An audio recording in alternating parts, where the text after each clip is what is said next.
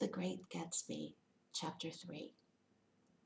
There was music from a neighbor's house through the summer nights. In his blue gardens, men and girls came and went like moths among the whisperings and the champagne and the stars.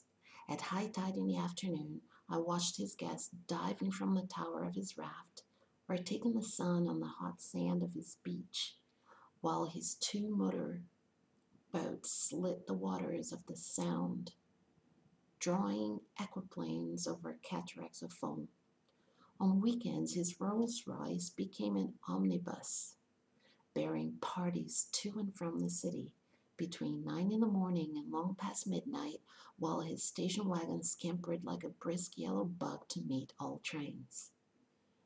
And on Mondays, 8 servants, including an extra gardener, toiled all day with mops and scrubbing brushes and hammers and garden shears, repairing the ravages of the night before.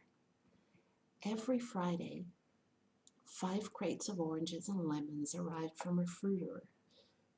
I like that word, but I gotta say, it's hard to say. Fruiterer.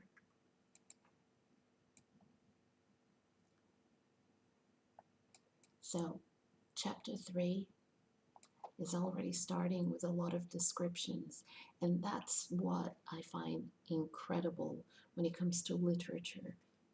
The reader is supposed to read and get an image based on the descriptions. I've talked about adjectives and adverbs a lot over the past few videos. An adjective is when you talk about what something is. For instance, a beautiful table. What is the table like? It's beautiful. An adverb is how something is done or how an action is performed. So she talked angrily. So in what way did she talk? So there is a lot of that in descriptions. Lots of adverbs, lots of adjectives. And if you pay attention to that, you will get a very accurate feel of the characters. So how are the characters physically? So you get the description of what they're like. And you get the adverbs. There are a lot of adverbs that describe how the characters act. And I want the students to pay attention to that. Moving along. Every Monday, these same oranges and lemons left his back door in a pyramid of pulpless halves. There was a machine in the kitchen which could extract the juice of 200 oranges in half an hour, if a little button was pressed 200 times by a butler's thumb. So here we have the butler. When you say that somebody has a butler, there is all the symbolic value behind it. You know that a butler, for you to be able to afford a butler, you have to be rich. And whenever we talk about Gatsby, we think of wealth, we think of luxury, and the butler is also an element that gives you this idea. At least once a fortnight, a corps of caterers came down with several hundred feet of canvas and enough colored lights to make a Christmas tree of Gatsby's enormous garden. Fortnight, for those of you who are not familiar with that terminology. Fortnight, 2 weeks. Every 14 days, that's a fortnight. So here, Gatsby's garden is being described. It is not just a big garden, right? It's enormous, bigger than big. On buffet tables, garnished with glistening hors d'oeuvre, spice-baked hams crowded against salads of harlequin designs and pastry pigs and turkeys bewitched to a dark gold. In the main hall, a bar with a real brass rail was set up and stocked with gins and liquors and with cordials so long forgotten that most of his female guests were too young to know one from another. A cordial is a type of drink. Um, you get some concentrated extract from fruits, especially berries. You can do that. And then you mix them with water to make a cordial. It's a type of drink.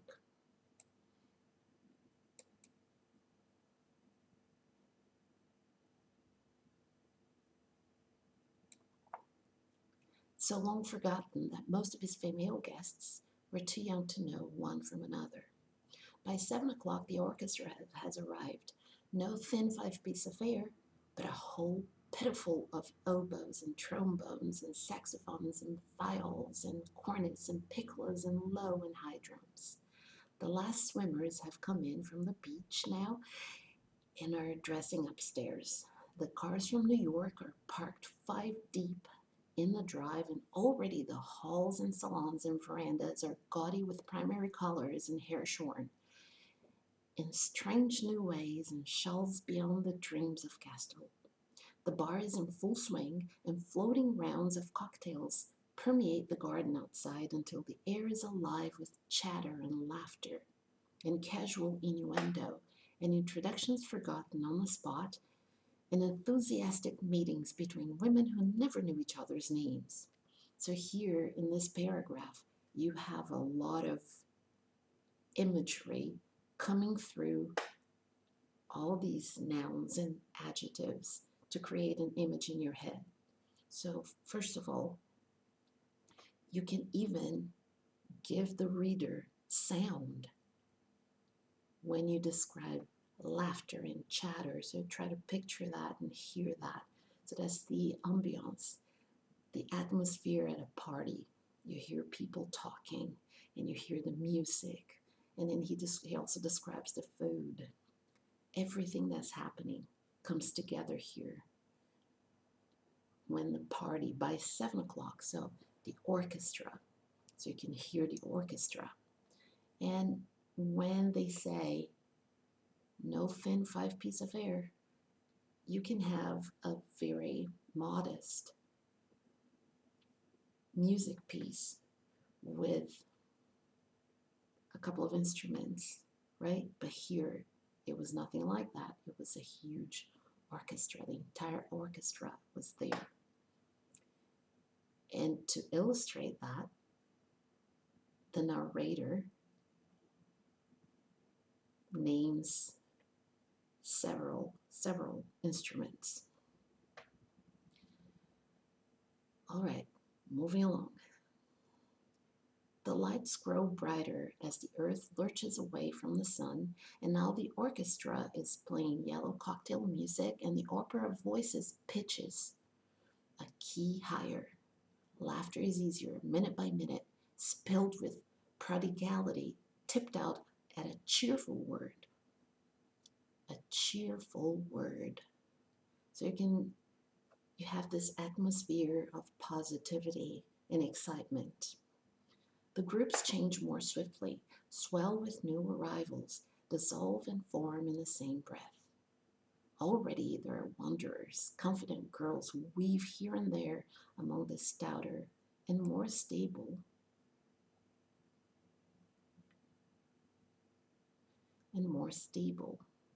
become for a sharp, joyous moment the center of a group, and then excited with triumph glide on through the sea change of faces and voices and color under the constantly changing light.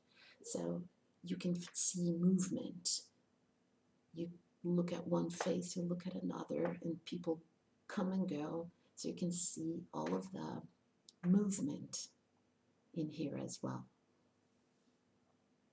Suddenly, one of these gypsies in trembling opal seizes a cocktail out of the air, dumps it down for courage, and moving her hands like frisco dances out alone on the canvas platform.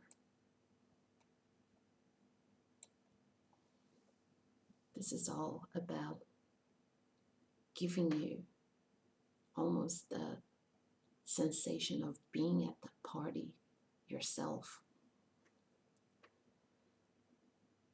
A momentary hush.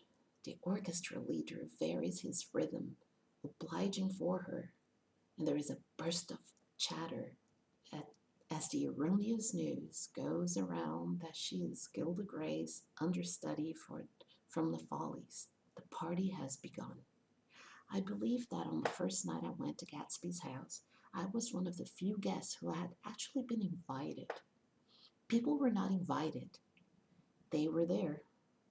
They got into automobiles, which bore them out to Long Island, and somehow they ended up at Gatsby's door. Once there, they were introduced by somebody who knew Gatsby, and after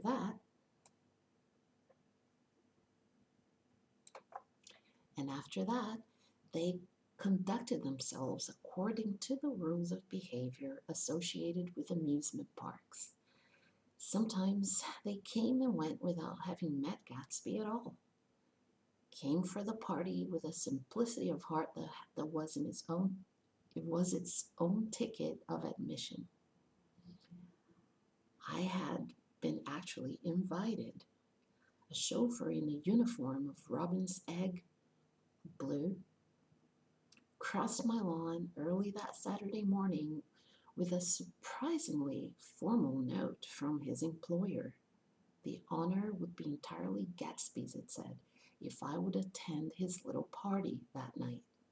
He had seen me several times and had intended to call on me long before, but a peculiar combination of circumstances had prevented it.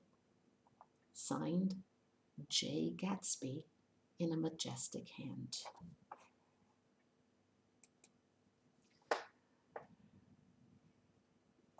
This is when we start to see the connection that's going to be formed between the narrator of the story and Gatsby. Every time you read a novel, a short story, or even a poem, when you feel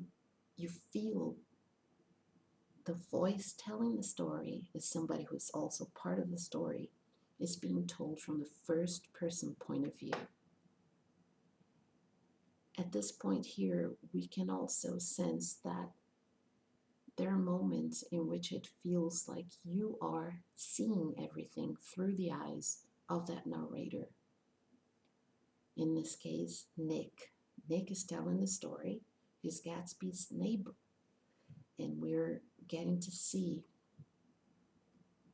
the connection is going to start forming right there. Already we are in chapter 3. And that's when things start to happen in terms of this connection between the narrator, Nick, and Gatsby. All right, so this video has been 13 minutes. I'm going to wrap it up. I'm at home, but I'm not alone in the house, and at any moment somebody can walk into the living room and just wreck this whole thing for me. So I guess it's just as bad as the library. Well, perhaps a little bit better than the library. See you in the next video.